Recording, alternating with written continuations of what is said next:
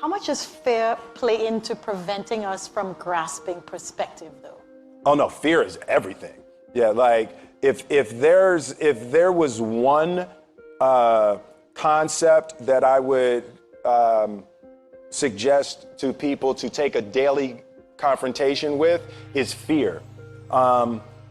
The problem with fear is that it lies, right? So fear tells you, hey, you know, if you say that to that girl, she's gonna know she has you, you know, and she'll never really be attracted to you if she knows how much you attracted to her. Don't say that, no. How we get her is when she walks by, ignore her. Right, it's a sloop. You know, it's like, pop it on your shoulder. Fear tells you dumb shit like that, right? You know, so, you know, for me, the daily confrontation with fear has become a real practice for me since about three years ago. I went skydiving in Dubai, right? And skydiving is a really interesting confront with fear, right?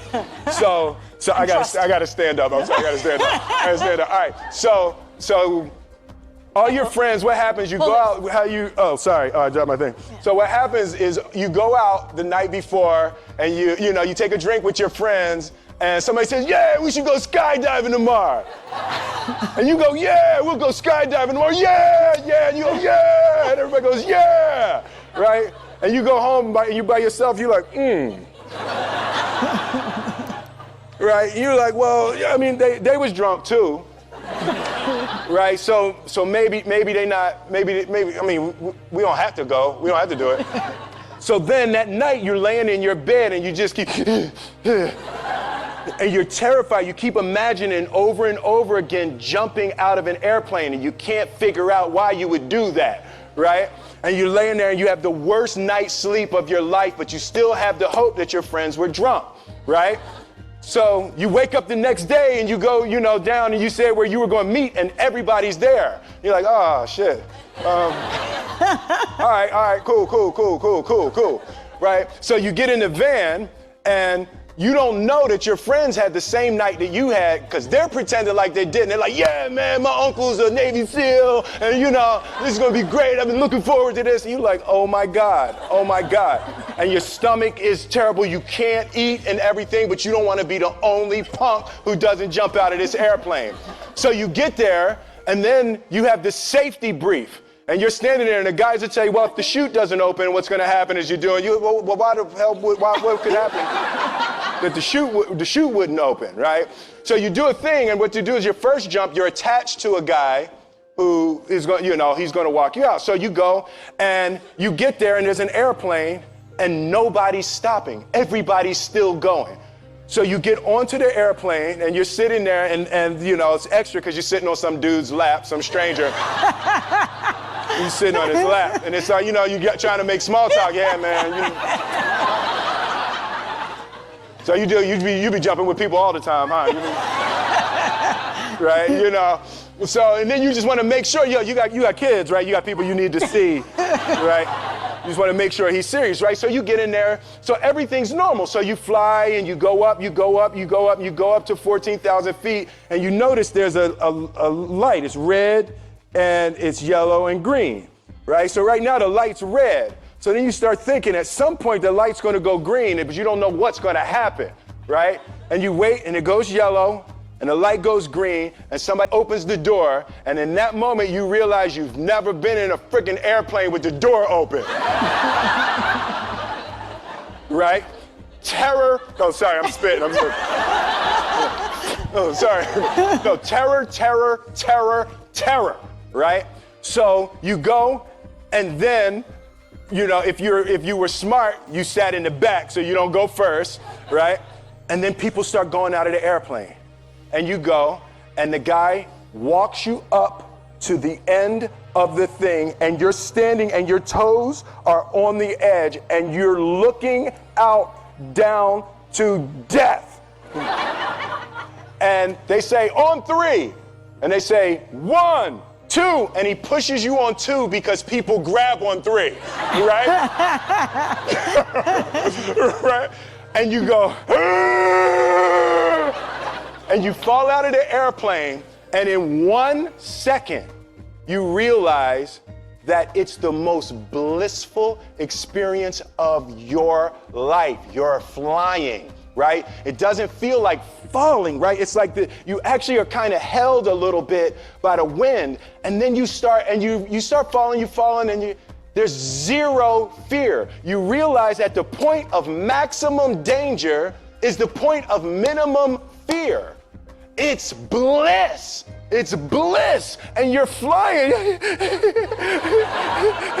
right? And you're doing that, and then 20 seconds, 25 seconds, 40 seconds, and you have enough time to just kind of be like, oh, shit, that's that building. I like that one. Oh, you can see the ocean. Right? You start doing all of that, and the lesson for me was, why were you scared in your bed the night before? What do you need that fear for? Just don't go. Why are you scared in your bed 16 hours before you jump? Why are you scared in the car? Why could you not enjoy breakfast? What did you need that? The fear is fear of what? You're nowhere even near the airplane. Everything up to the stepping out, there's actually no reason to be scared. It only just ruins your day. You don't have to jump. And then in that moment, all of a sudden, where you should be terrified is the most blissful experience of your life. And God placed the best things in life on the other side of terror. On the other side of your maximum fear are all of the best things in life. You know. Mm-hmm. So that was sorry. So that was, no, it's good. That was my experience with skydiving and fear. All right. All right. So practically speaking. But I didn't like that take. I'm gonna do it again. Back to the top. I can sell that better. Oh no. When you decide to do something like that, like how does it work practically? Do you call your wife and be like, I might be dead tomorrow. Right. No, but that's. But I made a drunk promise. Yeah, I made a drunk promise. Yeah. Here, how about this? So I jumped. I had such a mystical, powerful, spiritual experience. I flew home and got my sons, and I went back, and 10 days later, my sons jumped, right? Yeah. Now that was a little different. Oh, see, that makes me stand up, right? Because I'm scared, right? So Jaden went first, right? Jaden wants to do everything first. So I'm sitting there and I'm like, yeah, my sons are gonna have this crazy experience. And then Jaden went out of the airplane. And I was like, Then my oldest son, Trey, goes up and he goes out of the airplane. And I was like, this could potentially be the worst display of African-American parenting in history. Right? I was like, both my sons just fell out of an airplane. Jumped. Right? Jumped. Right? Because I told them to. But again, the fear again. I was like, oh my God. So I told the dude, I was like, listen, I want to see them go out, but I also want to see them land. And he's like, no, it's cool. So this time we went out and we did the straight bullet, and I just went straight down past them. Right? I was like, and he's like, you good? Right, did the bullet straight past, pulled the chute late. Oh, sorry, this makes me spit. I'm sorry. Pulled the chute late, landed, and then videoed them coming down. But it was like, they had the same thing, the same experience with the fear. But that I'm telling you, the confrontation with fear is an absolute magical way of facing the things we have to do in this life. You know, forget security, live for experience, right? So with that, every morning when I get out of the bed, you know, I haven't fixed everything in the world yet, so there's always something to do. And in this film, I read an interesting quote from the Siddhartha Gautama, the Buddha. He said that good people have to get out of the bed every day and try to empty the ocean with a ladle, right? And I thought that was, you know, I knew that was profound, and I paused for a second, and I said, all right, what the hell is a ladle, right? right? So that, you know, as I touched it on my iPad, it's ladle. Oh, it's like a big spoon, Okay. As we it's say like a in Philly. soup spoon. Yeah, it's like a soup spoon. I was like, why are you a soup spoon? So trying to empty the ocean with a soup spoon, you know, as the mentality of how you wake up every day to try to do good in the world. So for me, I'm really driven by continually trying to elevate my mind and elevate my spirit and care for my body, and to be able to love as many people as effectively as possible with this mystery of life that I've been given. How much does fear play into preventing us from grasping perspective, though?